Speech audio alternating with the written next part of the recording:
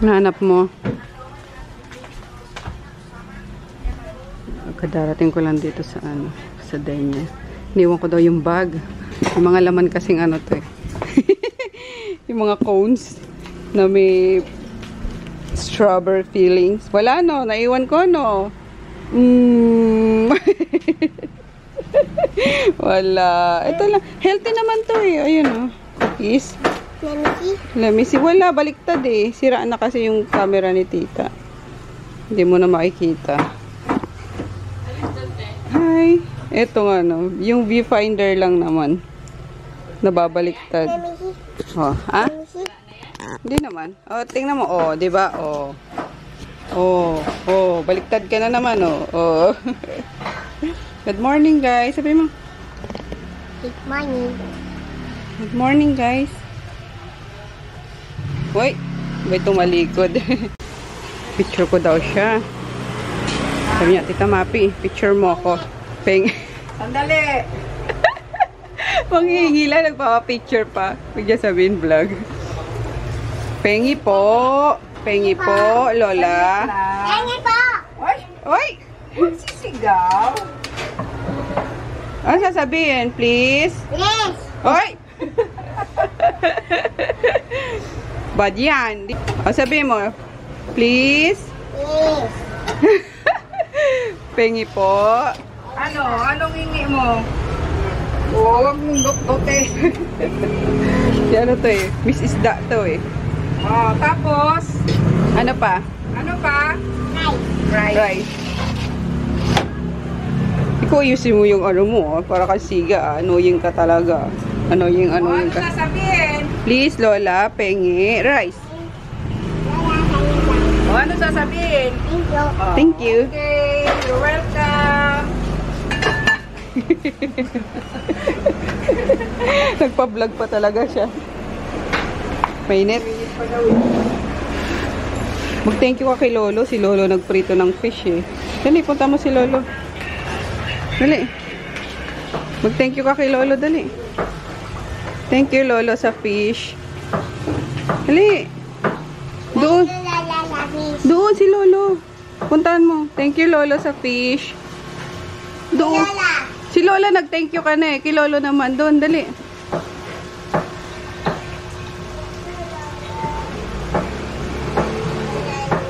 Wala. Wala isda. Nag-thank you ka na. Katindi mo talaga, Luna. Baba! Baba. Masalubong ka na lang. Sasakay ka pa dyan. Bumaba ka. Bumaba ka, Negra. Baba. Dapat Negra na lang yung pangalan mo pala eh. Pwede yan, no? Luna Negra. Luna Negra.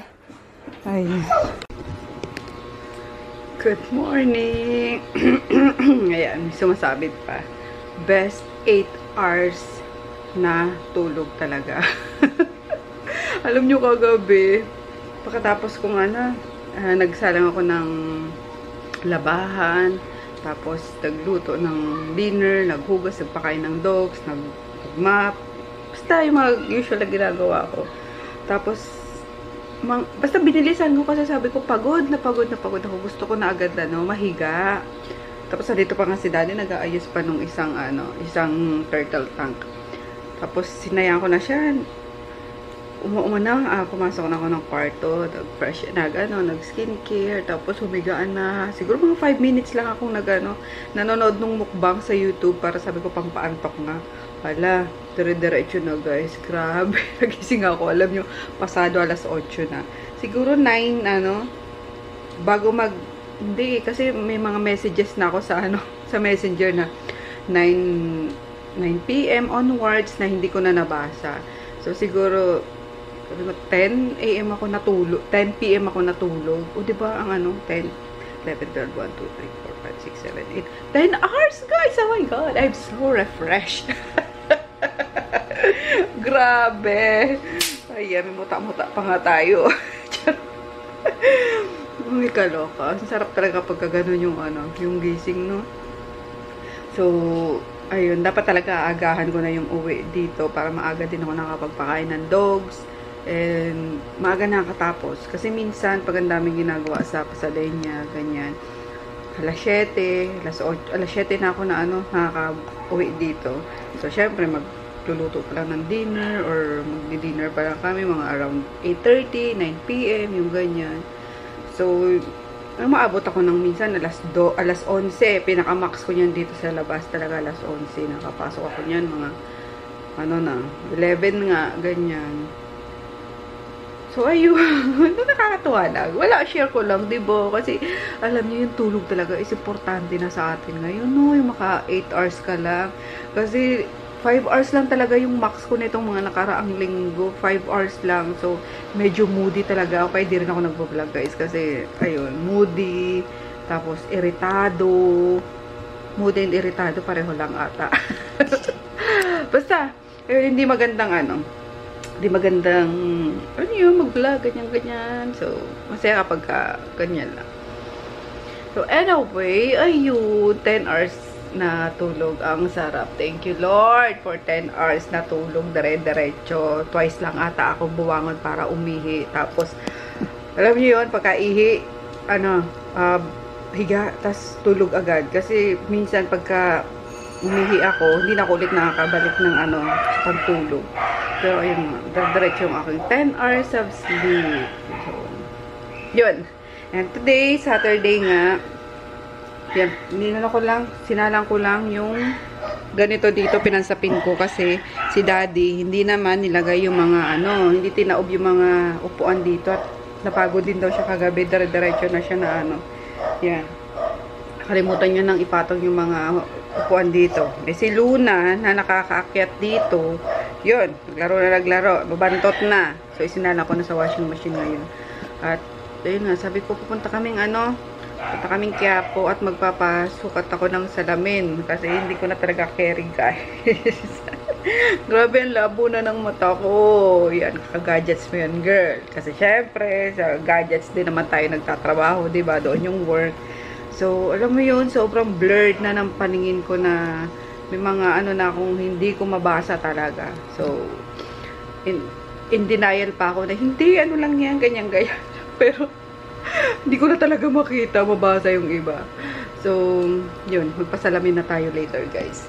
Yan, sama kayo and let's go, let's see if may mga food trip tayong matry pa sa Quiapo. Bukod dun sa susotang ko na ex na talaga yon. Hindi ko na babalikan yun ever. So yeah, we'll see you later habang nanonood muna ako ng ilang episode ng Marry My Husband. Kasi tulog pa naman si Daddy. Wow, belly rub. Jelling si Yonggoy. Si Maggie. Ano? Ba't sa akin mo sinasabi yan?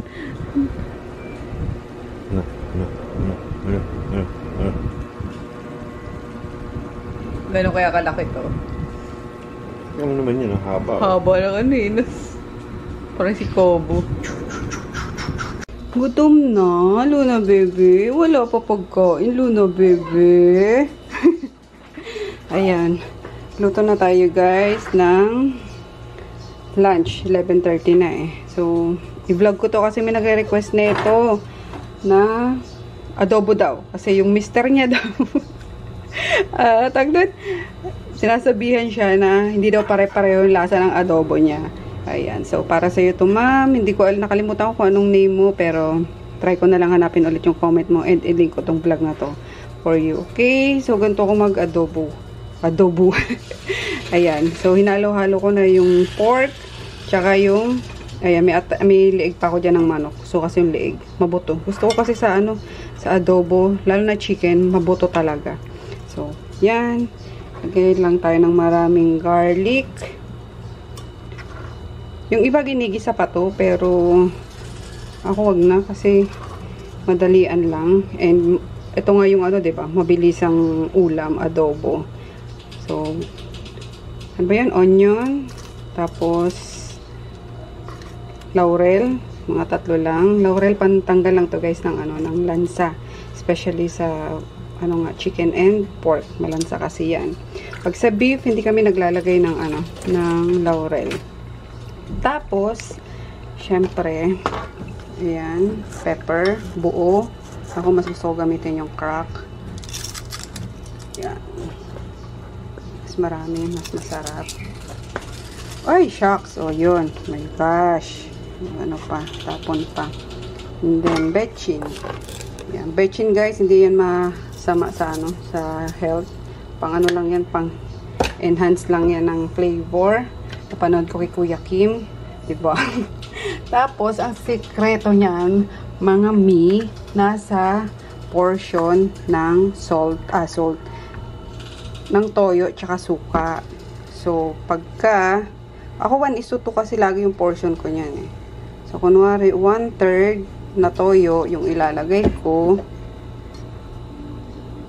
Ganyan. Depende sa sa dami ng karne. Sakto na ba yan? So, kunwari lang, ganyan, 1/3. Syempre, yung suka, half lang, nung 1/3. O, ano na yung, nun. Hindi ko alam. Pero since, tawag dito, kulang pa yung toyo niyan, ano na natin. 1:2 nga, diba? So, isang suka, ganyan, tapos 2 toyo. Nauna na yung isang toyo kanina. Ganyan. Kasi patutuyuin natin to para mas masarap. And then, nag-add ako ng oyster sauce. Yung pambalance din to ng saltiness and sourness. Sino yan? Okay, wait lang. So, maglagay tayo niyan. Ganyan. Okay na yan. Teka, may tumatawag. So, ganun lang guys. Tapos, haluin nyo na. Para ano na yung ma-cover lahat. Ayan, pwede nyo i-marinate muna ng 15 minutes. Ayan. Bago nyo isalang. Or pwede naman isalang agad. Nagmamadali na. Tapos, pagkakulo, ano nyo lang, hinaan nyo lang yung apoy hanggang sa i-simmer nyo lang siya yung lumapot ba yung sarsa niya. Ayan. Huwag nang lalagyan ng tubig ha. Yan, hindi nilalagyan ng water yan. So, ganun lang. Sa mga nag-uumpisa pa lang magluto ng ng adobo, kung para safe, lagyan nyo nung sabaw ng pineapple juice. Ayan, safe yun. Kasi ang hirap timplahin talaga kapag may suka eh. Ang hirap i-balance yung salt tsaka asim, no? Yung alat at asim na gusto natin na medyo konting tamis lang. Hindi talaga matamis. Kasi ayaw niya ng asawa ko na matamis na pagkain. So, pang balance lang ba? Bigyan nyo nung pineapple juice or pineapple chunks. So, ganun lang. Tapos, salang nyo na. And then, hayaan nyo lang maluto. Ganun lang kadali ang adobo. Kaya, sinalang ko na siya para maluto na. Kasi, kailangan namin makaalis at makapagawa ng salamin. So, ito yung hotdog na iluto ko. Breakfast dapat. Yan, para pagising ni Chris, may kakainin ng batang yun. Hindi ko alam kung anong oras na naman umuwi yun. Anong oras umuwi yung anak mo? Katindi talaga. Uy, pinamay na nga. Hotdog na, ano ba to? Cocktail, Pure Foods, na niluto lang sa tubig. Oh, kain ka na. Gusto na may hotdog na.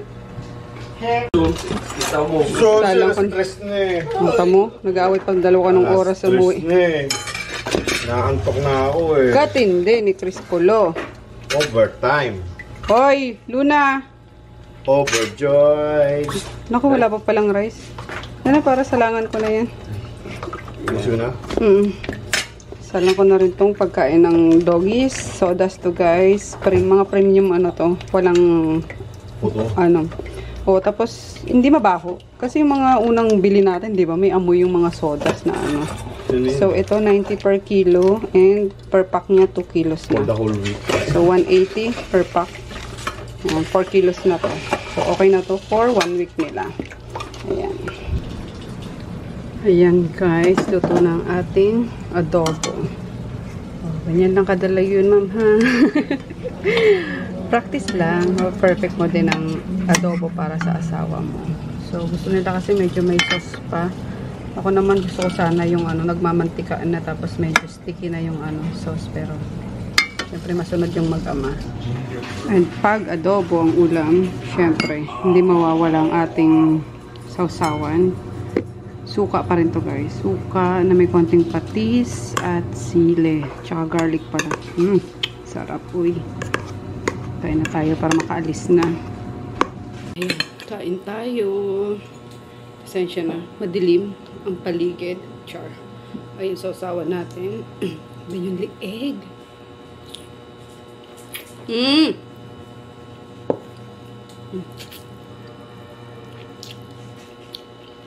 Kaya enjoy ako na mabuto yung chicken.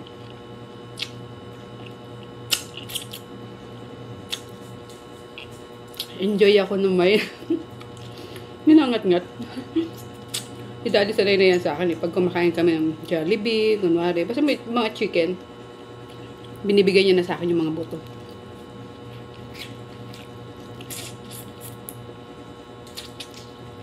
Sarap.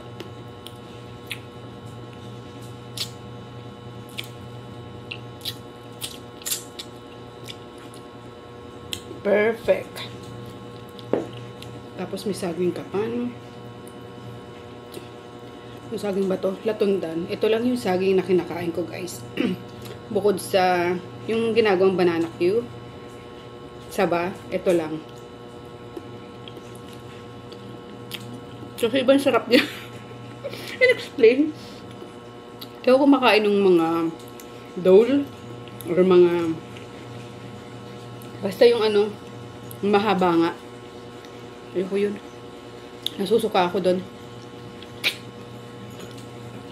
Pero pag latundan, harap. Kahit ito lang, tsaka sinangag, perfect na yun. Kahit walang ulam yung sinangag, basta may latundan. Numbers. Tsaka ganito ako kumain guys, hindi ko yung kinakagat ang saging. Ewan ko. Kaya ko yan. Tawag doon. Puputulin. Tapos, ayan, pipira-pirasuin pa. Ayoko talaga siyang kinakagat. Weird, no? Kulang ba? Pero, yeah. Kain tayo. Alas 12:30 na. Galauna na pala. Punta na kami guys sa Quiapo. Ayan. Alam nyo, meron akong bagong vlogging cam. 1 month na ata to. Yung Canon. PowerShot. Hindi, ano ba to? V10. PowerShot. Kaso, hindi ko siya type. Masyado siyang, parang naka-fish eye yung yung clips. Basta. Susuli mo? Hindi na pwede soli to. Pwede. Wala na. Soli mo yung kapag kami, may damage, yung ganyan, factory defect. Si Daddy kasi ang kulit eh. Maganda naman ang mga review eh. Maganda yung review niya. Siguro, actually, nagagandaan ko siya kasi very ayan packet size lang siya. Tapos, magaan. And then, na yung, tag dito? Yung battery niya. So, hindi ka na magtatanggal kabit ng battery, ganyan. Kaso, ayun nga lang, parang wide angle yung niya, nakukuha niya. Though, sa iba maganda yon. Pero, for me, hindi ko lang siya type. At masyado siyang maalog. So, pinapacheck ko pa sa kanya yung mga reviews. If, pwedeng gawin, settings, ganyan-ganyan. Kasi hindi ako makutingting talaga guys sa mga gadgets. Alam niyo yun. So, sana pala yung na lang ang binili ko. Yung, ganito pa rin, yung Mark 2. Though, nagmahal na yung Mark 2 kasi minsan na lang daw yung nito, yung labas nito. What you think? Tatry natin later. Tingnan nyo yung difference nung video, no? Pero maganda sana siya kasi may may stand na eh. Ganun. Tapos ang cute niya. So, we'll see. Tingnan natin kung magagamit na ito for vlogging. Pero okay pa naman itong Mark 2 ko. Buhay pa naman. Lalagyan lang to ng screw para hindi bumabalik tayo yung viewfinder ko kapag ganito, paharap yung yung vlog ko. So anyway, let's go na para makapagpalagay na tayo ng salamin at talagang hindi na variables ng tumatanders yung magbasa ng malapit. Wala na eh, talagang cloudy na yung, ano, yung mata eh. Yung paningin. So, let's go. Ayan, tingnan nyo. Try natin. So, ito yung sa harap. Tingnan nyo kung sobrang alog or dahil lang sa sa kalsada. Pero for me, maalog talaga siya eh. Ayan, dito kami sa Aboy Lab. Nakapag-ano na ako. Pasukat na ako. Antay na lang tayo. Grabe, ang daming ano. Hanggang dun pa. Buong ano pala to building. Puro ano. Specs. Pero dito kasi nagpaano si Joy. Sa kanya ko kasi nakita. Nagpagawa siya sa salamin. So, tinanong ko kung saan. At dito na lang pumunta.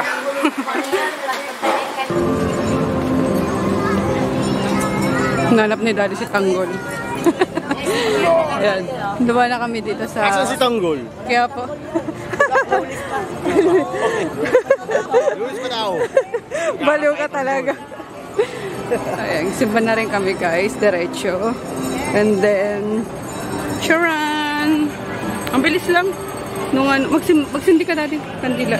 Walang pira. Pinambayad ko yun. Para sa lahat kayo. Sa lahat na. Pamilya. Magkano to, Nay? 100 po, ma'am. 100. Papalata na po yan. Ano, hirap pa rin kanila. Wala ka ng panindi, Nay.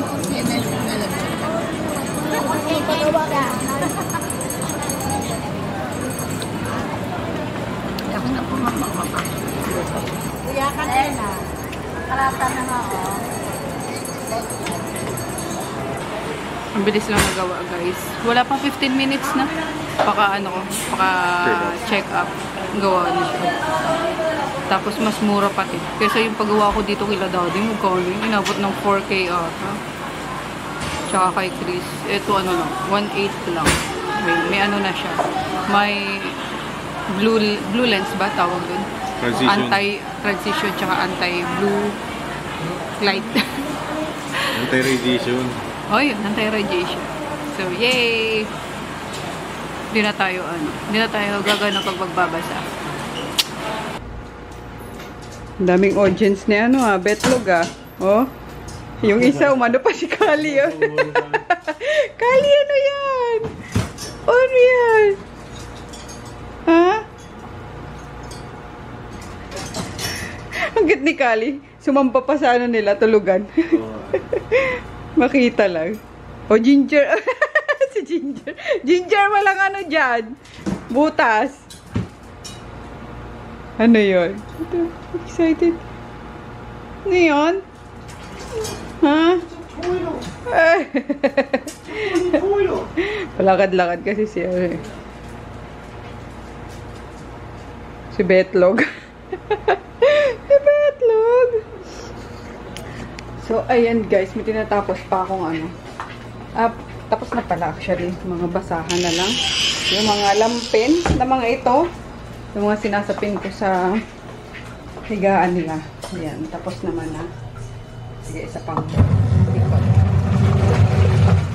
Para bukas magpapaligo na lang ako sa kanila. Kasi mainit na naman. Meron namang ano. Ay, yung mga yung sa pusa, yung mga tumatalsik na kuto. Yan. Kaya maaga din ako bukas bibili ng ano, ng tag dito, ng sabon nila sa Captimar. Kasi naubos na yung binili ko online.